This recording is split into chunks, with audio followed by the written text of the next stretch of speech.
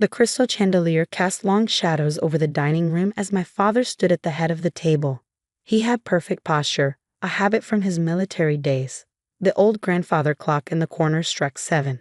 As you all know, he began, his voice firm, Ashworth Manor has been in our family for 5 generations. Now it's time to secure its future. I sat quietly, running my fingers over the wooden table where I'd spent so many family dinners. My brother James leaned back in our grandfather's chair, a smug smile on his face. He already knew what was coming. James will take over the estate, Dad announced. He'll manage everything, the house, the land, the investments. It's time for the next generation to lead. My mother nodded. It's the natural order of things, she said. I thought of Great Aunt Martha. 3 months ago, she had pressed a small brass key into my hand. The blue room, she had whispered. When the time comes, remember the blue room. Dad's voice pulled me back to the present.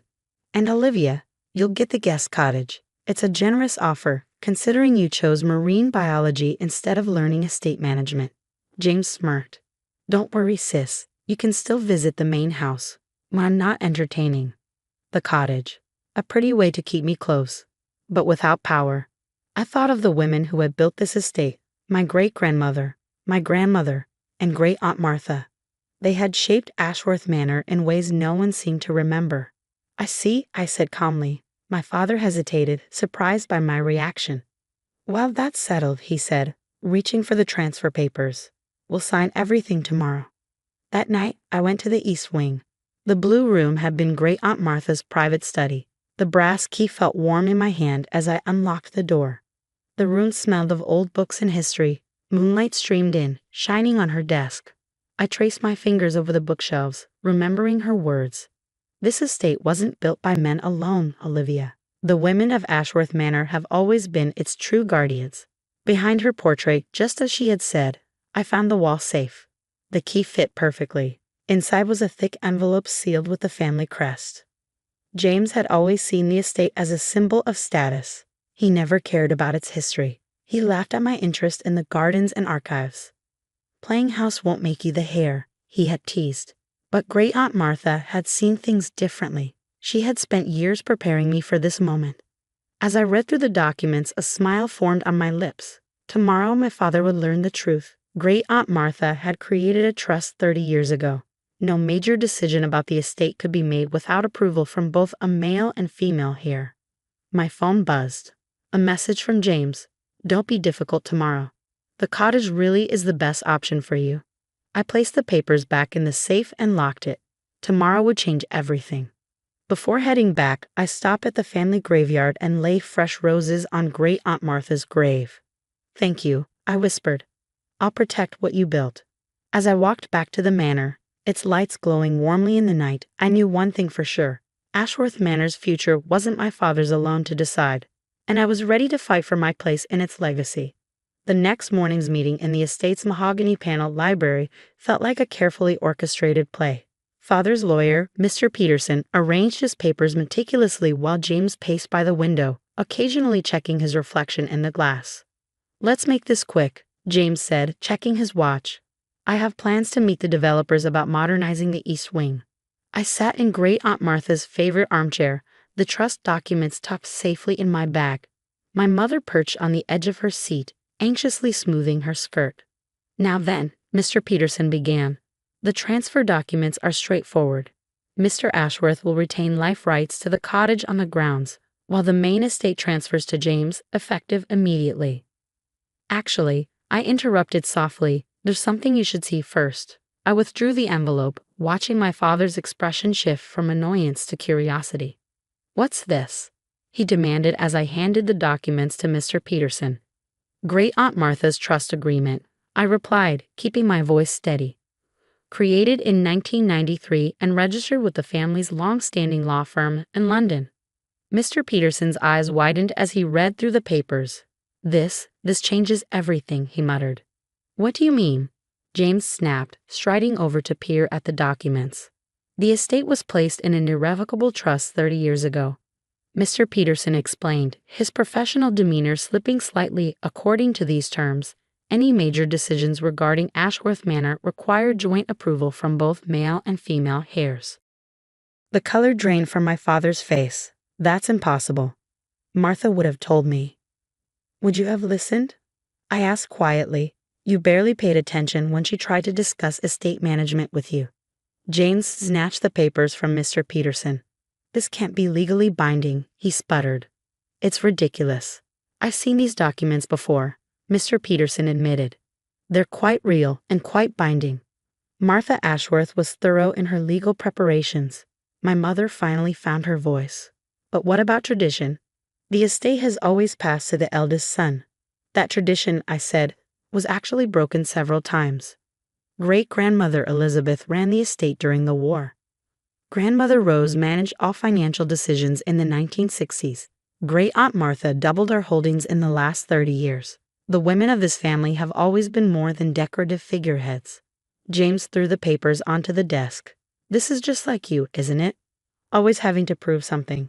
You couldn't just be happy with the cottage. The cottage was never the point, James. This isn't about where I live. It's about preserving what generations of our family built. Something you'd understand if you'd ever bothered to learn our real history. Father slumped in his chair, looking suddenly older. Martha knew. All this time she knew this would happen. She knew you tried to exclude me, I corrected gently.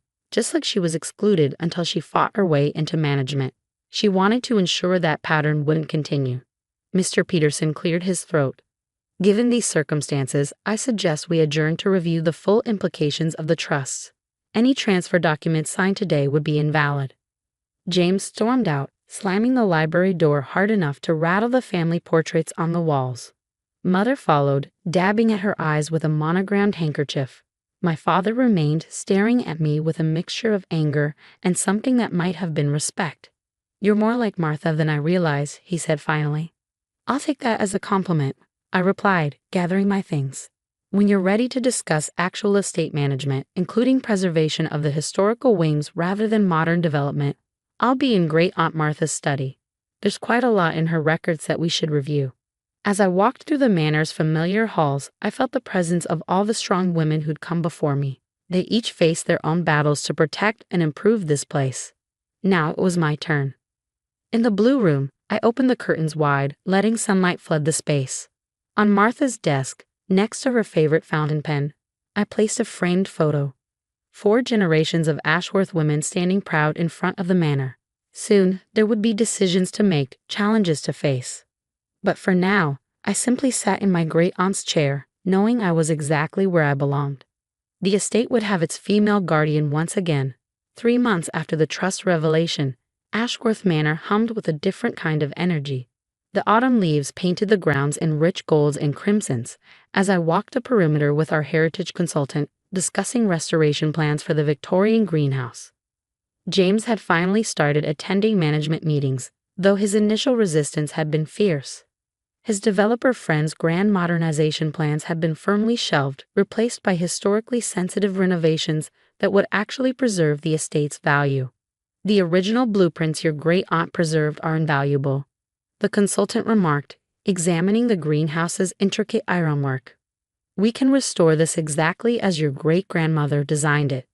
I smiled, remembering Martha's meticulous records.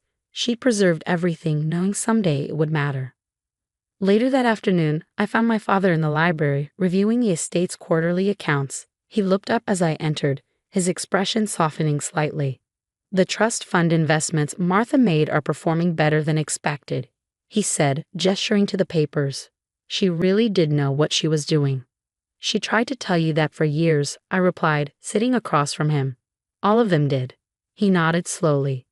I've been reading through the old records, the decisions your grandmother made during the market crash of '73. They saved this place. I never knew. Because you never asked, I said gently. We were always more than just daughters and sisters. We were stewards. A knock at the door interrupted us. James entered, looking uncomfortable but determined. The Historical Society called, he said. They want to feature the manor in their Heritage Homes publication. Apparently, they're particularly interested in the women's history here. Great-aunt Martha would have loved that, I said, watching my brother's face. Listen, he sighed. I've been thinking. Maybe we could restore the East Wing Conservatory instead of building that modern extension. The original plans you found, they make more sense. It was the closest thing to an apology I'd get, and I accepted it with a nod. I'd like that. We could make it a showcase piece for the Historical Society. Mother found us all still in the library as evening approached. She hesitated in the doorway, then straightened her shoulders. I've been going through Martha's papers too, she admitted. I never realized, all these years I thought tradition meant keeping things the same. But our family's real tradition was adaptation. Progress. The women of this house, they built while they preserved. I thought of Martha's last words to me, the papers will protect you, but your strength will save this place. The manor's future was securing itself in ways I hadn't expected. James was learning to value preservation over profit. Father was discovering the rich history he'd overlooked. Even Mother was beginning to see beyond the rigid roles she'd accepted without question. That night, I sat in the blue room, adding my own notes to Martha's meticulous records. The trust had given me legal standing, but the real work was in proving myself a worthy guardian of this legacy. A photo on my desk caught my eye, taken just last week.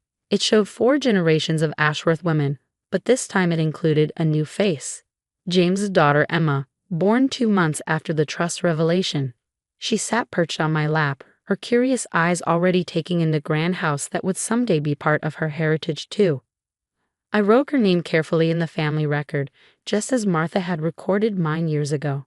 The future of Ashworth Manor would need all its children, sons and daughters alike, to understand and protect its legacy. Outside my window, the manor's lights glowed warmly against the darkening sky. The same lights that had guided generations of Ashworth's home, now illuminating a path forward that honored both tradition and progress.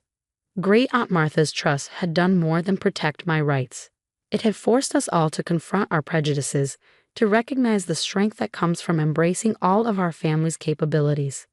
The true legacy of Ashworth Manor wasn't in its ancient stones or sprawling grounds, but in the wisdom of those who'd understood that preservation requires both change and constancy.